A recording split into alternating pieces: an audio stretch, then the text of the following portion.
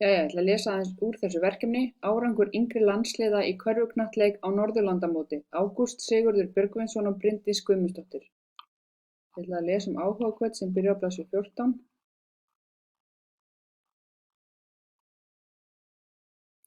Áhugahvöt. Þegar borin er saman árangur á Norðurlandamóti á milli ára og reynt að skýra í hverju munurinn á árangri felst er erfitt að líta framhjá áhrifum áhugahvatar. Án áhuga næst takmarkaður árangur. Flestir, ef ekki allir, sem hafa þjálfað í íþróttum hafa velt fyrir sér hvort og hvernig sé hægt að auka áhuga hjá þeim íþróttamönnum sem þeir þjálfa. Margir þjálfarar telja sig hafa einhver svör við þessum spurningum og nota margs konar leiðir til þess að kalla fram áhuga hjá sínum leikmönnum með misgóðum árangri þó.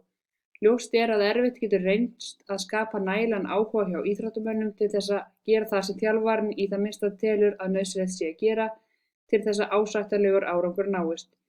Einnig þekkja flestir sem hafa stundað íþróttir að áhugi er breytilegur milli leikja og tímabila. Hvað veldur slíku er oft erfitt að koma auga á. Hvað er áhugahvöt? Hvað hefur áhrif á hana og hvernig má auka hana? Áhugahvöt er flókið fyrirbæri sem hægt er að skoða frá ótalmörgum hliðum. Í þessum kafla er ætlunin að leitast við að skilgreina áhugahvöt og fjalla hvernig hún birtist og síðast en ekki síst reynt að benda á hvernig hægt sé að auka áhugahvöt hjá íþróttamönnum. Ekki er ætlunin að fjalla kenningar áhugahvatar. Umfjöllun þessa þætti mun þó ekki vera tæmandi en vonandi varpar skýrari mynd á áhugahvöt fyrirbærisins sem er afskaplega mikilvægur þáttur í frammistöðu íþróttamanna. Hvað er áhugahvöt? Áhugahvöt er vilji til að reyna á sig með því að sýna ákveðna viðleitni og til að ná tilteknum markmiðum við tilteknar aðstæður. Á þessu má því sjá að styrkur áhugahvatar stýrir atferli okkar. Við gerum frekar það sem við höfum áhuga á.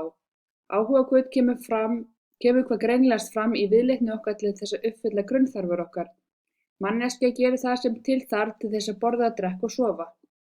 Eftir því sem þörf okkar fyrir þessum grunnþáttum eykst, þar að segja því svengri sem við verðum, þyrstari eða þreyttari, eykst áhugahvöt okkar. Eftir því sem áhugahvöt okkar eykst, því markvissari verður hegðun okkar í átt að þörfum. Dæmi hvernig áhugahvöt birtist hjá íþróttamönnum er þegar atvinnumenn eru með lausa samninga og eykst áhugahvöt þeirra til að sýna þeir séu þess virði að fá nýjan samning. Annað dæmi hvernig áhugahvöt birtist hjá íþróttamönnum eru járnkarlinum á Hawaii 97 þegar Sean Welch og Wendy Ingram skriðu í mark á endasprettinum. Í járnkarlinum þarf að synda 3,8 km, hjóla 180 km og hlaupa heilt maraþon.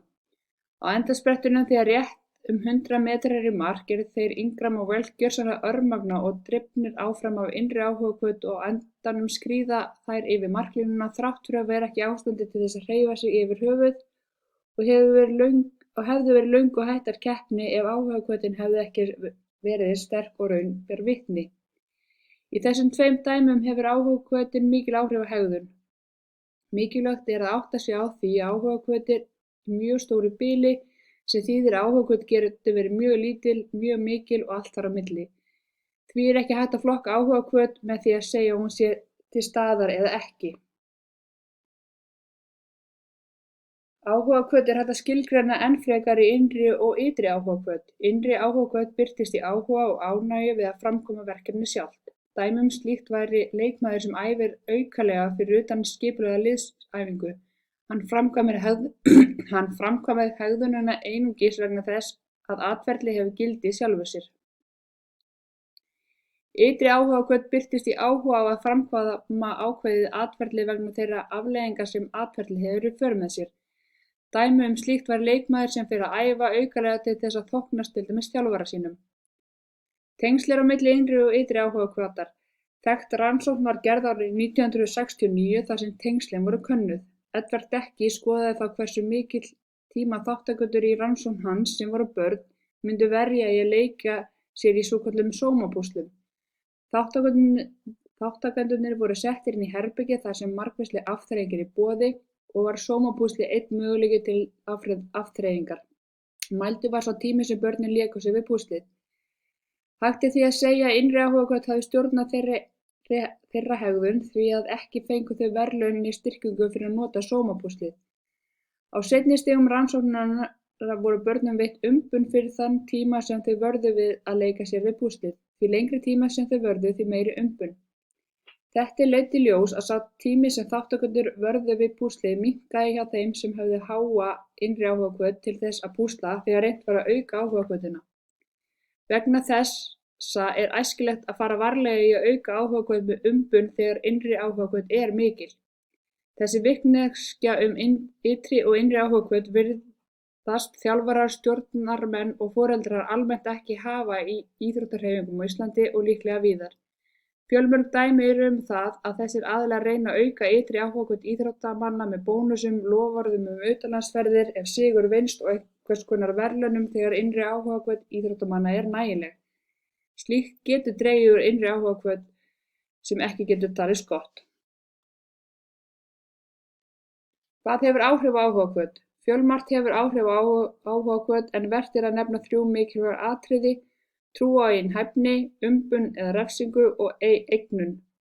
Trú á eigin hæfnir er trú á eigin getu til þess að skipuleggja og framkvæma það sem er nauðsynlegt til þess að takast á við ákveðnar aðstæður.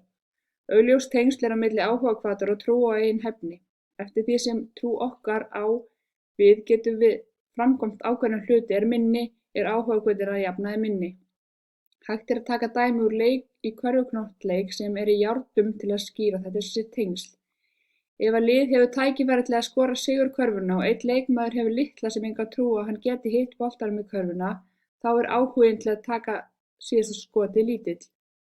Á þessum tímapunkti leiksins verður því áhugahvöt hans til þess að taka síðasta skotið lítill sem engin og að því gefnu að áhugahvöt leikmannsins til að vinna leikinn sé einhver. Umbun og refsing hefur einnig áhrif á áhugahvöt, þá aðallega á ytri áhugahvöt. Allar lífverur og þar með talin manneskjan hafa tilhneigingu til þess að endurtaka hegðun sem henni er umbunað fyrir. Tengslin við áhugahvöt eru því þannig að ef einstaklingur hefur ekki nægilega áhugahvöt, þá er hægt að auka hana með því að umbuna honum fyrir þá hegðun sem markmið er að auka áhugahvöt gagnvart.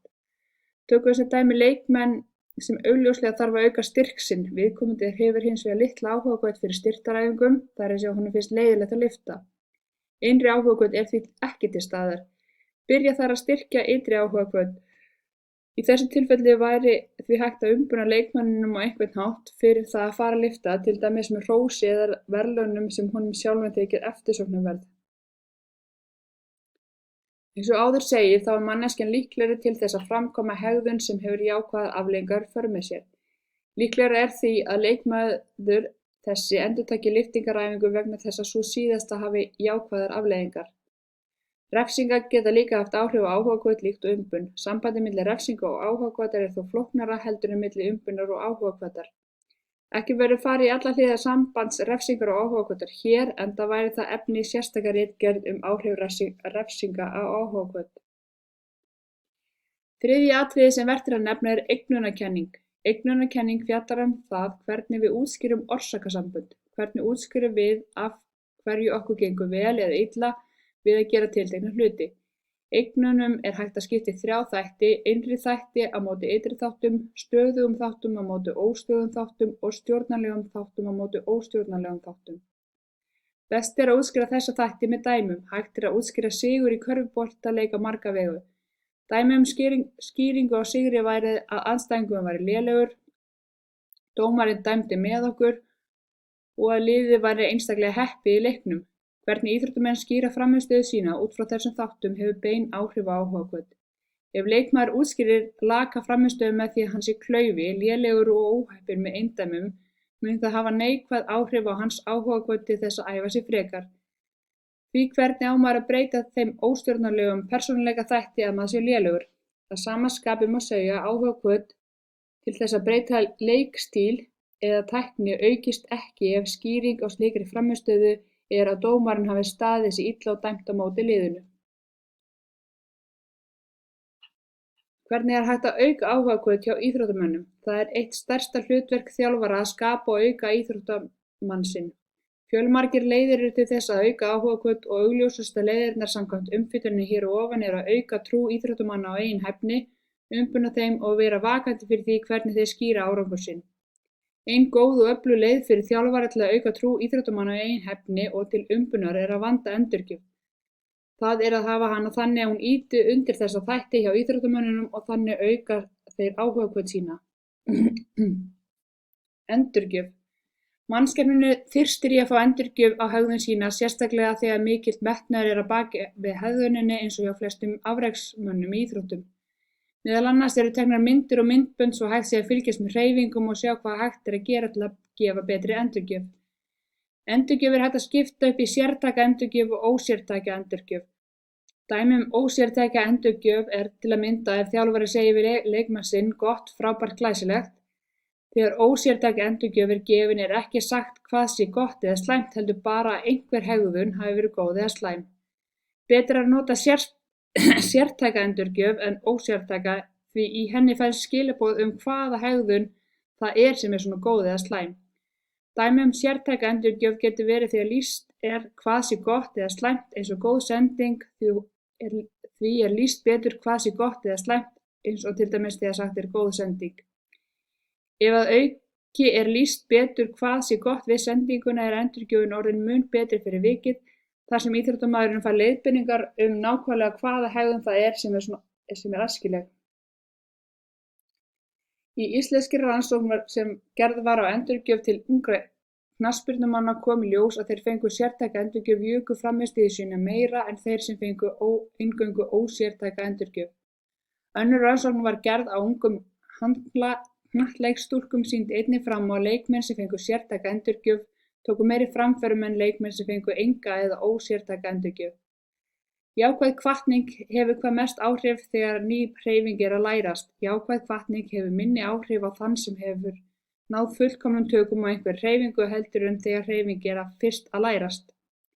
Fyrst þegar hreyfing að lærast best að beita alltaf jákvæðri styrkingu þegar hreyfingin rétt framkvæmd. Þegar viðkomandi hefur náð góðum tökum á hreyfingunni heppilegast að nota óreglulega styrkingu þar sem gefið óreglulega hrós til dæmis í 1 af hverjum 5 skiptum þegar hreyfingin framkvæmd rétt. Flestir þjálfarar notast við jákvæða og neikvæða hvatningu til að kenna, hvetja og ná til íþróttamanna sinna.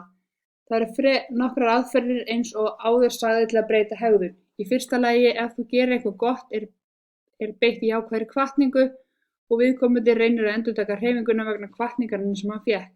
Í öðru lagi má segja það að einhver slæm hegðun á sér stað beiti þjálfari neikvæðri hvatningu eða refsingu og viðkomandi íþróttamaður reynir að forðast það að hegðunin endurtaki sig og þá sú hegðun sem við á.